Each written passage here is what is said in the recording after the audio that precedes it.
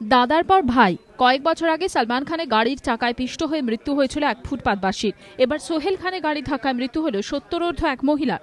রবিবার রাত তখন 12টা। পুলিশ জানিয়েছে তখন মুম্বাই বাস স্ট্যান্ডে রাস্তা পার করছিলেন চন্দন বালা নামে ওই বৃদ্ধা। তখনই ঝোড়ো গতিতে ছুটে এসে গাড়িটি ধাক্কা মারে তাকে। হাসপাতালে নিয়ে গেলে বৃদ্ধাকে মৃত বলে ঘোষণা করা হয়।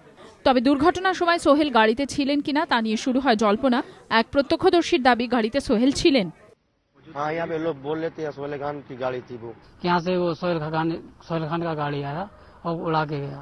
तो मैंने कहा गाड़ी स्लो भी किया, लेकिन पैसेंजर बोला यहाँ से चलो, मैं लेट हो रहा हूँ, इसलिए मैं सीधा चला गया।